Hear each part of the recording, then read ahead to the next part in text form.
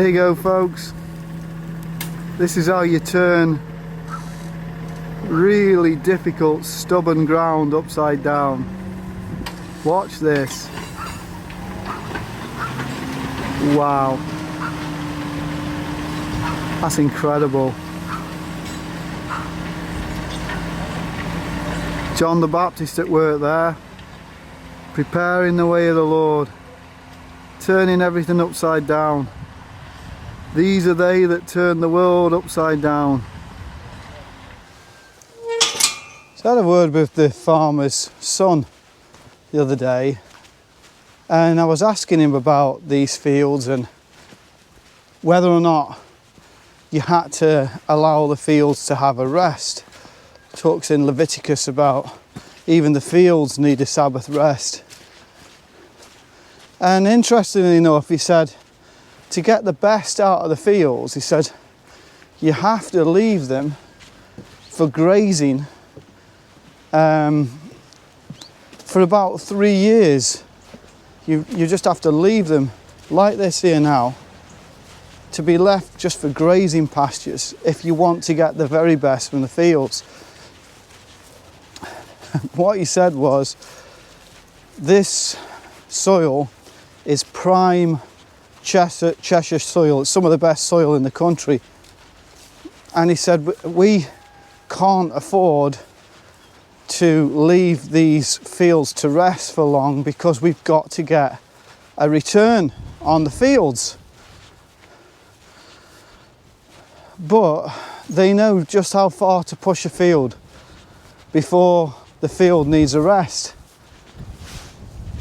I got a friend of mine down in Bournemouth, pastor, really hard working pastor, does a lot of work with drug addicts and things, and he works really hard, he works too hard.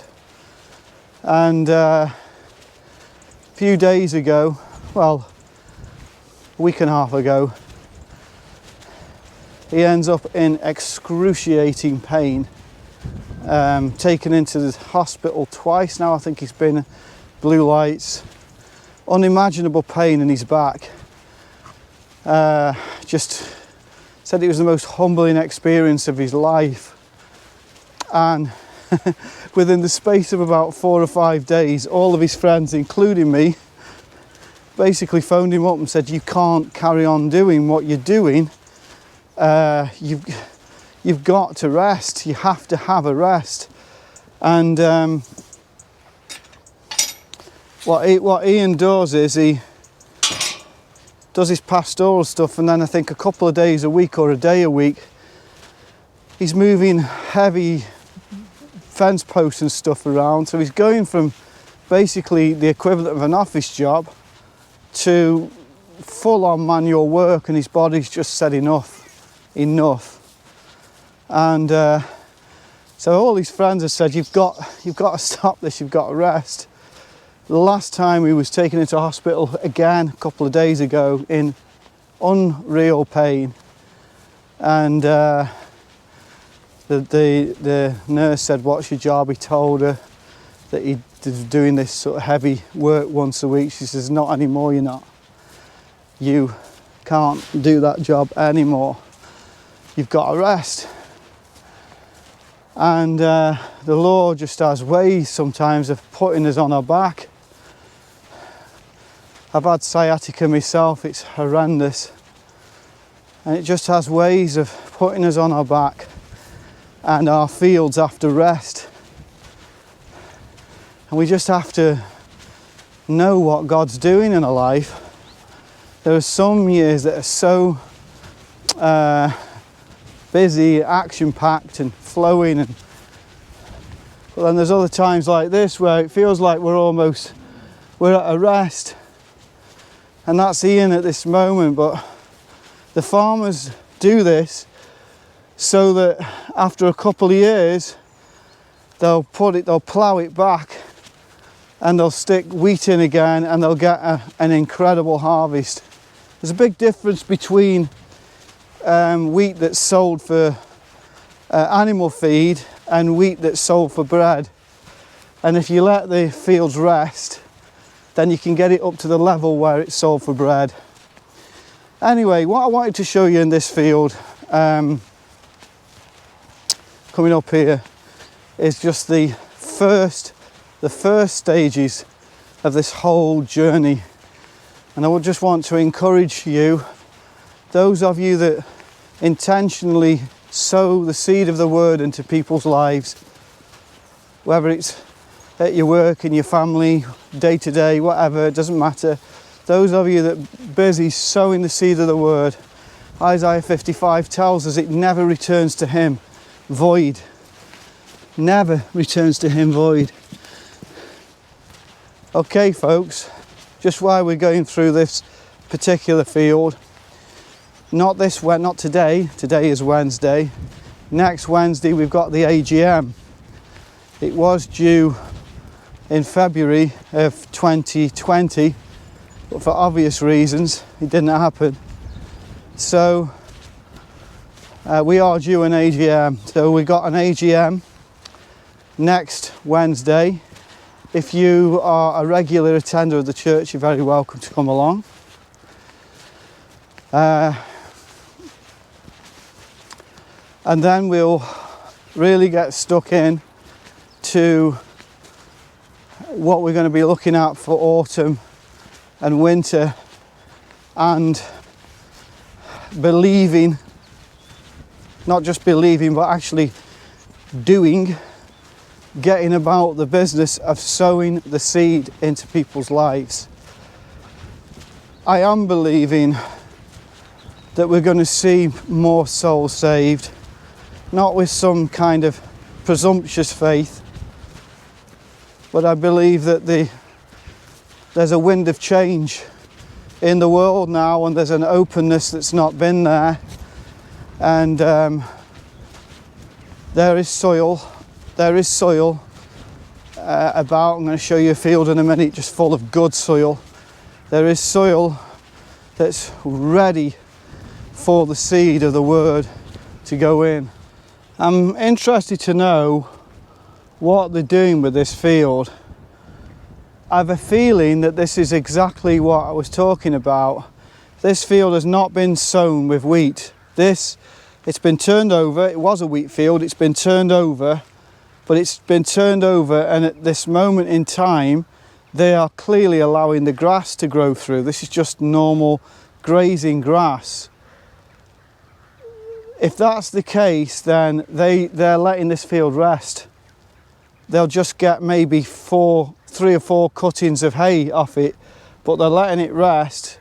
But this is one of those fields, and those fields over there, that would normally be for wheat. So it'd be interesting to see, but it does look at this moment in time like they're going to let this rest.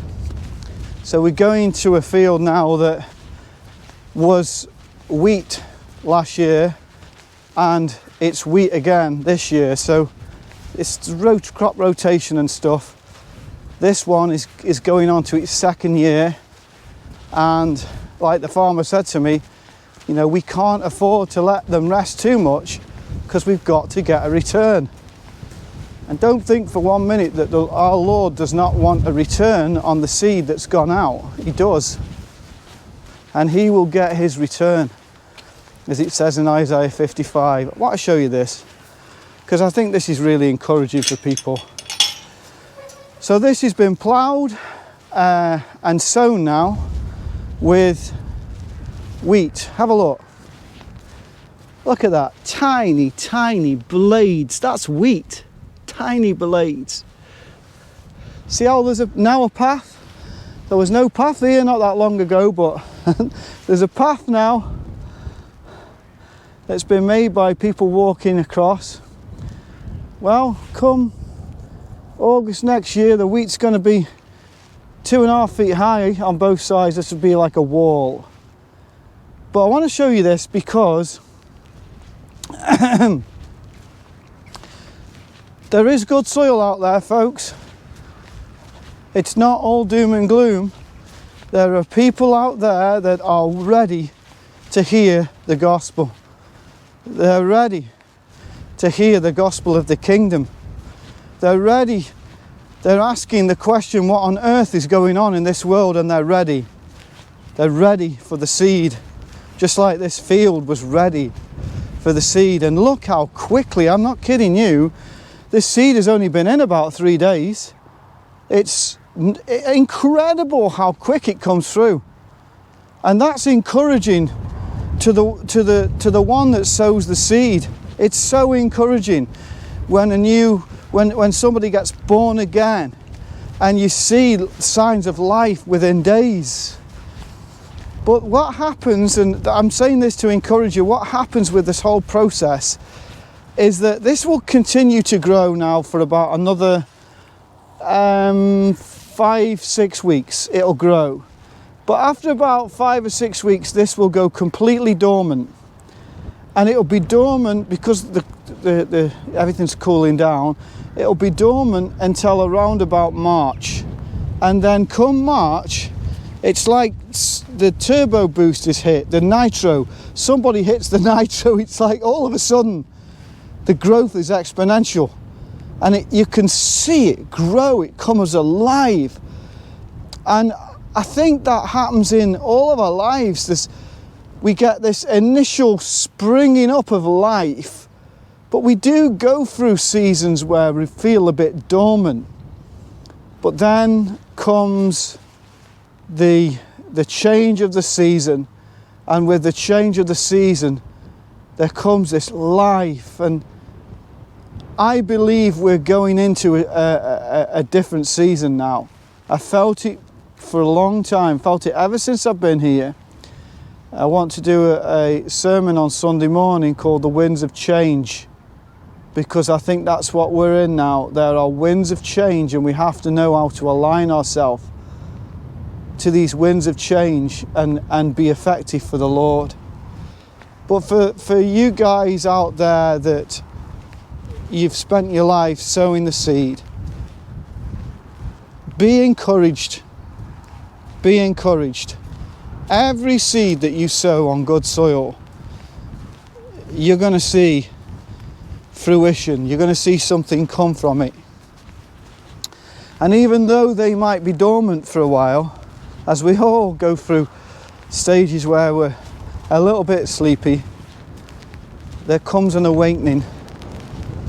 Remember, the bridegroom comes, the bridegroom is coming, and they all go away to trim the lamps. For those that don't have the oil, it's too late, but they all go away to trim the lamps. Oh, let's just pray and ask the Lord that there will be a time in our lives where the church will wake up and begin to trim their lamps and get themselves ready. Please pray for Lottie. Lottie needs our prayers. She's lost a husband. Of course, he's gone to be with the Lord. But they were a partnership. Very rarely in a marriage do you get a husband and wife that work together for the gospel. But Cliff and Lottie did. And she needs our prayers. Ben needs our prayers. Joan needs our prayers as she goes for her last lot of chemo.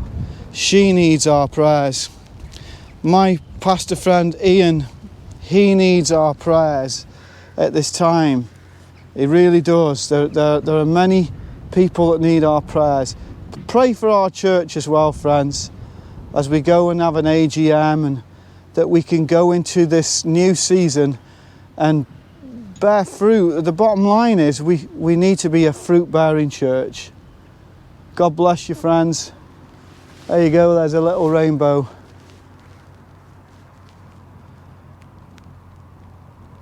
Thus far, the Lord has been good to us.